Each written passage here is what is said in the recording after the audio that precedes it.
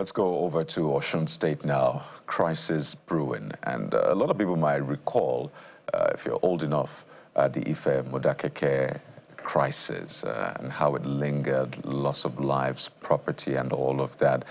But in 2025, we're dealing with yet another kind of crisis in Osun State. And it's the escalating tension clashes between Ilobu and Ifon.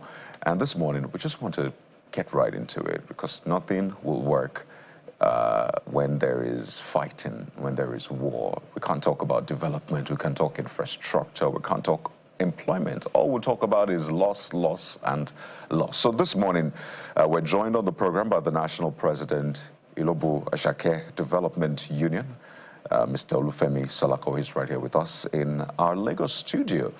And joining us via Zoom is the Chief Press Secretary to the Ilobu-Ifon Osun, and the Deputy Chairman of Osun State Council of Oba's Paramount Ruler of Irekodun and Orolu Traditional Council, Akib Yusuf. Gentlemen, good morning and welcome to the Morning Brief. Good morning, T. Thank you for having me. I just want to maybe take this out of the way. A lot of people still recall, if they're old enough, the Ife Modakeke situation and how those were dark days, and it is expected that we've learned from these things. We've known how to now approach each other, settle rifts. But let's go back to the beginning for those who may be wondering, what is this all about in 2025? Maybe your brief opening remarks. What exactly is going on? What caused this series of clashes we're seeing? Well, we are co-located communities right beside each other, intermarried and the rest of it. So naturally there will be boundary issues. And this has been there long, even before I was born, because we've been together for quite some time. But it has always never gotten to this level. What we're experiencing now in the last 18 months, this last weekend is the 8th violent attack that involved loss of lives and destruction of properties. So it's always been there, but it's just been boiling over and leading to destructions beyond the description in the last couple of months. So is this about land? Is it politics? What exactly is the bone of contention? Well, the bone of contention is land, but the trend we are seeing, one is beginning to think this is more than land. The destruction that happened last Thursday and last Friday and Saturday were kilometers away from the disputed land. So it's not like somebody went to the disputed land to stop work or something, but I mean, middle of the town, middle of the market, where people have been living, far from the disputed issue, where the attacks took place. On your side, how many lives have been lost? This last weekend, 3 lives were lost. But in the last 18 months, we've lost 30 lives. 30? Yes. Mr. Yusuf, what exactly is going on, at least from your own side as well? Because it's 2025. You expect that we'll be talking AI. We'll be talking about, the beyond the industrial revolution, because the world has left that behind, but we're still talking about crisis. So from your own end, what exactly are the issues? Well, as Mr. Sarko has rightly said, we are two communities living beside one another, intermarried, and we have a lot of things together. However, it is a matter of boundary issue as well, and this thing has been going on for over 100 years now. When you have two communities beside one another, this boundary issue is naturally bound to be happening.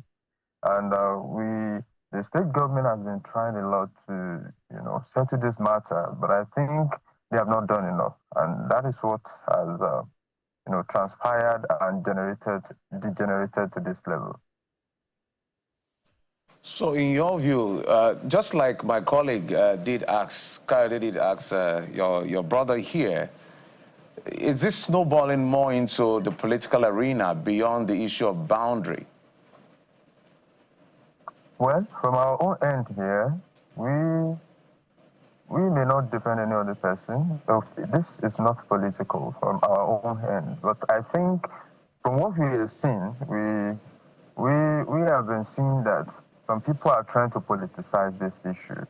You know, bringing a matter that has to do with, you know, two communities to the federal level, when we have a sitting governor and the security agencies at this level trying to, you know, play innocent and shift the blame of their own bad act onto some other people. So it is being politicized, I think. But from our own end, there's nothing like that. So in terms of the action of the government and the security agencies, how would you rate it? What have they done so far to, you know, restore a level of order, law and order in this case? Yeah, thank you very much. But for the intervention of the state, but for the quick intervention of the state government, what we are saying here is not what we would have been saying. You know, the government has in the past tried to put so many measures in place to ensure that a lasting solution is put to this ugly reoccurrence. However, in the recent time, the government set up a 100-man committee who are supposed to look into what is causing the problem and how the lasting solution will be found to this issue. You know, the Ilobu people, out of what we do not understand, decided to pull out of the committee, accusing some, you know, leadership of the committee of partialities and all that. They wanted the Boundary Commission chairman to be removed. They wanted the essay on security to the governor to be removed. They wanted the chairman of the committee, a king, a neutral king, to be removed. And the government had to do all this to satisfy them. Don't forget that immediately the government set their own 25-man committee, they sent a list to Ifon, to Ilobu, and to Erin to verify the list and see whether we are satisfied with the set of the people that they selected. However, we, the Ifon, Ilobu, and Erin, agreed to this 25-member committee and that we are all satisfied with them.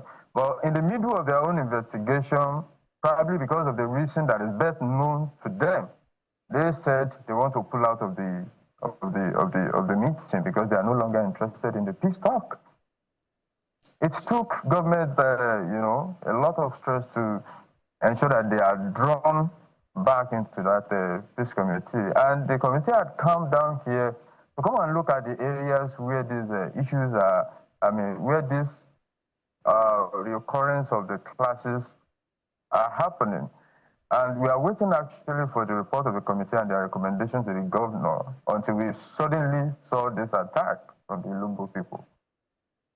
Mr. Sarako, would you like to react to that? And we've read those reports that after the setting up of that committee, members of the Ilobu 25-man panel wanted to change the goalpost towards at the middle of the game. Thank you. My brother is being economy with the facts. Very, very economy with the facts, and that's quite embarrassing. The issue that happened is in the public domain. The committee was inaugurated by the governor, executive governor of Osun State, Governor Adeleke, on the 27th of January. And they started the meeting, and like you said, the list was circulated and everybody okayed it, including my community. And they started sitting, I think the 5th of February was their first sitting. And in a matter of days, we saw, I mean, we were, from the very first minute, my community was antagonized by some characters in the committee.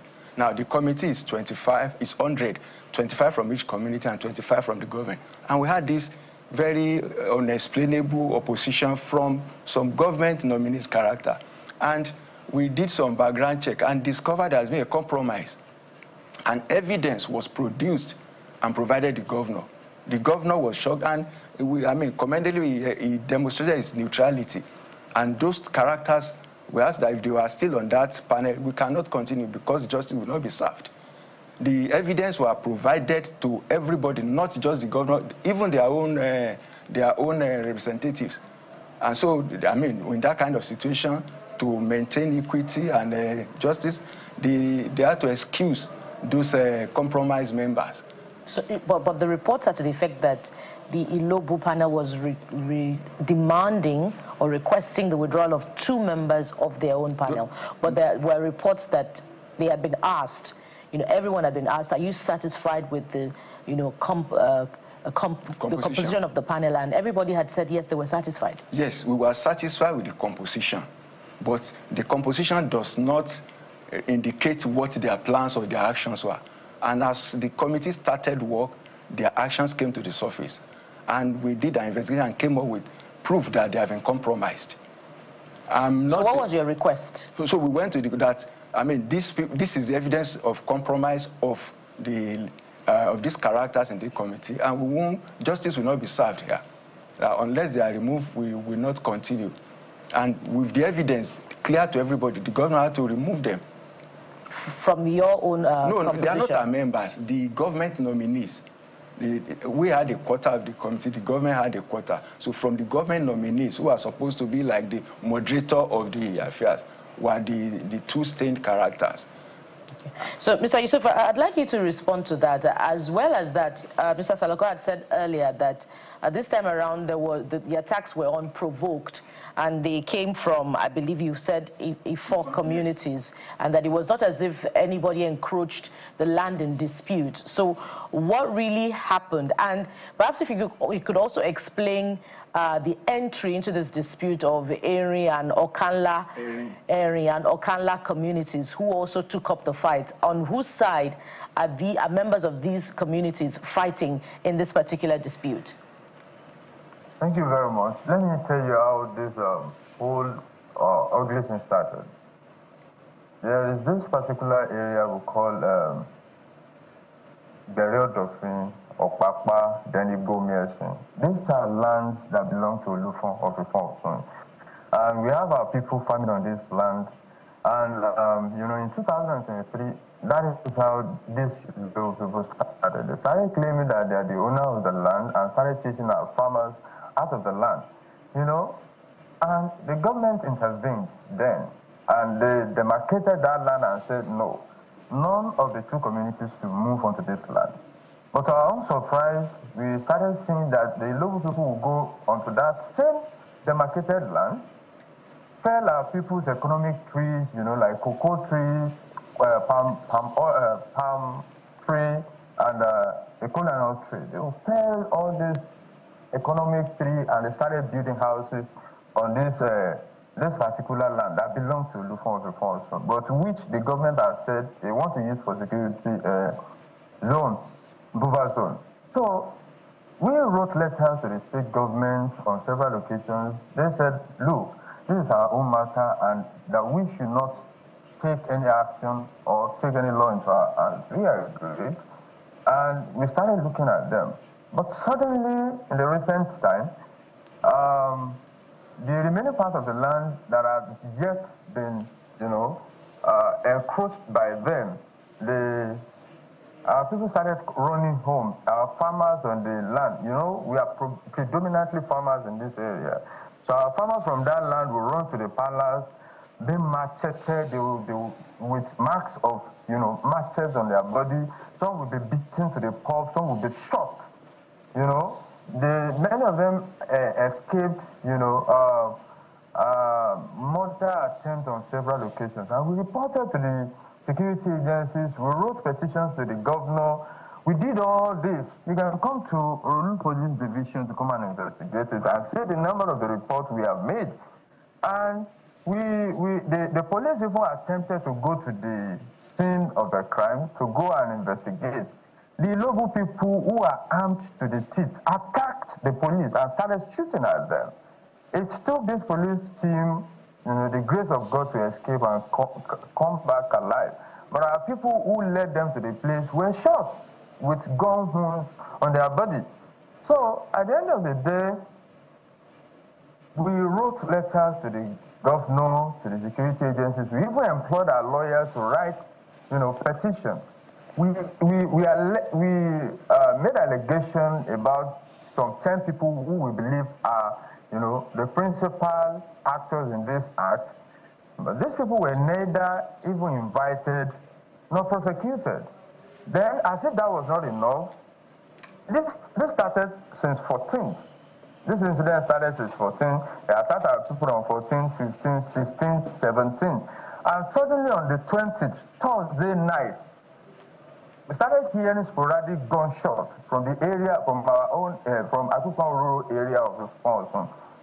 And people started running for their lives, running towards the palace as if the world wanted to end. So, all of a sudden, we started seeing the flames, you know.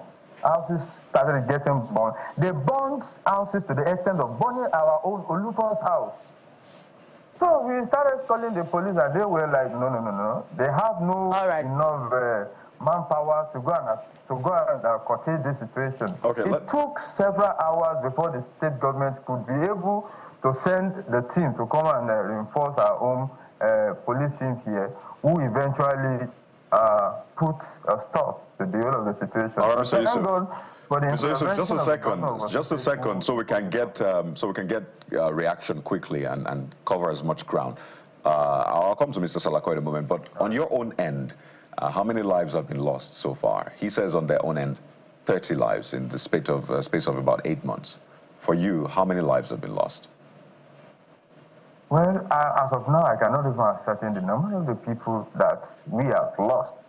In the space of 8 months, we have the record with the police, but in the recent time, the number of the lives lost has been increased. In fact, a past honorable member of a councillor of a local government is one of the victims who was shot. We have several other people like that who were macheted, some were burned in their houses, some were even killed on the road and set fire on. No, I cannot say this is a particular number. Okay, you don't have a figure of it. All right.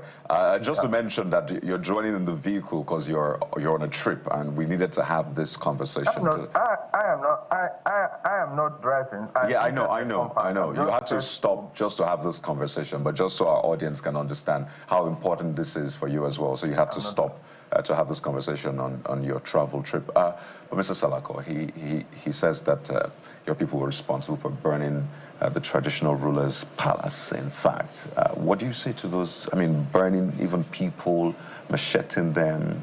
Those are very weighty allegations. And in fact, that your youths are armed to the teeth, is that true? Yusuf is a joker. When you make allegations that have no logical foundation, they are just words. They are just words. And very, very illogical assumption that is jumping to. The pictures you are seeing are communities in my village. Those are marketplaces, those are houses in my village. So I don't know how my youth from my community will be harmed and be burning. One of the houses burned there is one of the living icons of my community. The father of the past deputy speaker of the House of Representatives. His house is one of those houses burned there. He's a very respected elder in the community. I don't know how the youth in my community will go and start burning his house and then go to market and throw people's wares out on the street there in my community. That doesn't make... So did your youths burn the traditional rulers? No. We woke up in the of course, it has become a routine thing to be shooting overnight, to be shooting in the night. So we have vigilantes, local vigilantes that, to be sure that are those hunters or are they attackers. And suddenly they discovered this is an attack. And it's spilling. All this destruction happened in the daytime. It's not in the nighttime. They were not hiding to do it. It was in the daytime. That's why you see on the road there, you see market wares, pepper and tomatoes and the rest. Market was already in full swing when they came in. So it wasn't something they did in hiding or that anybody is doubting where they came from. Let me ask Mr. Yusuf. Mr. Yusuf, so it's saying that the pictures we're looking at is from his own community. And he's mentioned again, in fact, saying that 3 people were killed. I'm surprised you don't have a number or an average number. You should have that number because you're the chief press secretary. You should have preliminary numbers, even if it's not facts. So we need those numbers. And they say you are responsible for, your community in this time, allegedly responsible for what we're watching on TV. So what reprisal action did you take? Because that's what he's saying. Well, it is very disheartening that as old as Mr. Salako is trying to, mislead the public about the actual event, about how the thing actually happened. Sorry, Mr. Yusuf. Mr. Yusuf, just a moment. Yusuf, just a moment. So, my questions are quite straight. I expect you to have an average number of the people that have been killed on your end. So, I would like to have that number, or Nigerians would like to have that number. 2, the pictures we are seeing is from his own community. That is what he's saying. Is that true or false? Just give us that response. You see, there is a way we people handle things. The situation is worse in our own environment here than we can be making videos. Honestly speaking, if you want to do this investigation, you don't rely on only what you see on the social media. You come and launch investigative journalism, yeah, and see how many houses were burned in the part of Mr. Yusuf, just again. It was so. See, I cannot ascertain the number of the people that are dead because recently we are still unable to access some houses that were burned. Recently we brought some people who were burned inside their own houses out.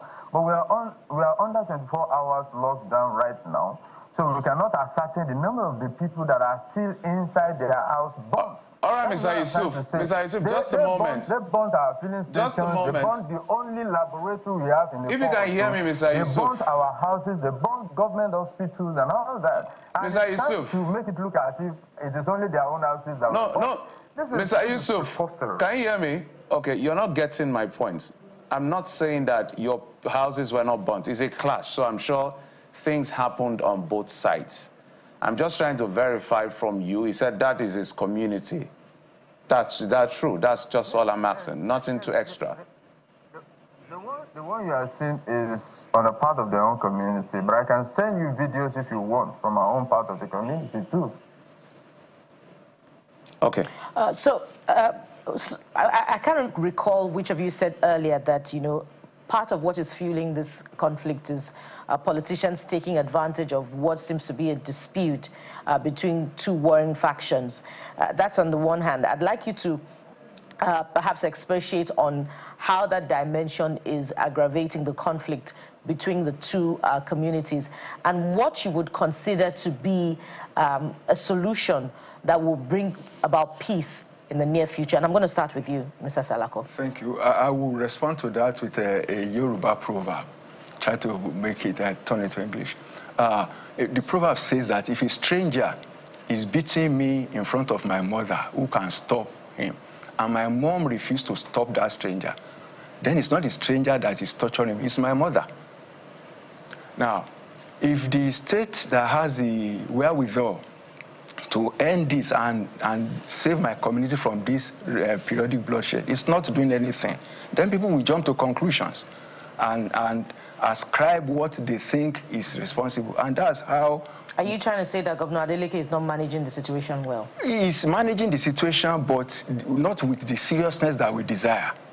It's not when we have a flash that we rush security agencies. This is an ongoing situation that needs to have security men resident in the area, not calling response team when people have already been killed, when has already been set on fire. On Friday, security men didn't show up on ground until almost noon, when the destruction has been done. But if we have a resident security post in this area, then that will nip it in the bud. That is very essential to restore people's confidence to come back home. What is the solution to this? There are just three things. On this land, this disputed land, we've had series of court judgments in favor of my community that has not been, established. That the government has not backed the taking it to the ground. Yeah. We have on disputed court judgments on this land. This has to be established by the government. Right. And say, well, according to this court judgment, this is your land, this is where your hands. And that everybody will know their boundary. Okay. Mr. Salako, pardon, because of time, let's hear from Mr. Yusuf as well, in terms of solutions now, because obviously tempers have flared, lives have been lost. But what does the solution look like for you? Thank you very much. Well, you just mentioned one, but from our own end, we eulogize the government of Osun State for their quick intervention at every instant these people try to attack us. So, well, even though the government still needs to do more, we appreciate what they've been doing in the past. However, there are a series of court judgments. It is unfortunate that Mr. Salako will mention a high court judgment, if he will mention any at all, and an appeal court judgment, and he will be silent on the Supreme Court judgment that we have, which says that the whole of the land belongs to Ifon. So we want the government to come and establish the judgment here, so that to let each of the community know where their own boundary ends. Then that's number one. Number two is that we want the government to come and station the security agencies in these disputed areas, so that we won't need to be calling on them every now and then. Then lastly, there has to be consequences for the actions of destruction. We have made allegations of some people who we know have been fueling this thing, and the government has not done anything about it. Mr. Yusuf, there has to be consequences for there you go, and I think that's a great place to anchor. People should be prosecuted for this, for fueling these classes and all that. All right, so we've mentioned the courts, the security, and consequences. I'm just curious quickly, what's the size of this land in dispute, Mr. Salako? I don't have that number of it, but it's a large expanse. Okay. I don't have the... Mr. Yusuf, do you have figures? What's the size of this land in dispute, quickly? Do you have an idea? Well, the land is so big. The one they are claiming now, the one they want to be claiming now, is so big enough to be even bigger than the entire land expanse of the Ilobu community. Yeah, and it is part of the Osun land, which... All right. I just want to know the size. I don't want to get into the controversy again. It's just the size. I just wanted to put a figure to it so we know, we see things in that perspective. Is that enough to lose lives or to kill over? I just wanted to put that in context. But clearly, all we want is peace, and we hope that the factions are able to come together and first realize that we're brothers at the end of the day. We're family, we're sisters first, before any other thing. Mr. Akib Yusuf, Chief Press Secretary to Ilobu-Ifon Osun, thank you for your time and wish you a safe trip to your destination, as well as the National President, Ilobu-Ashake Development Union, IDU, Mr. Olufemi Salako. Thank you so much for your time, and we really hope that peace will reign at the end of the day. Amen. Thank you.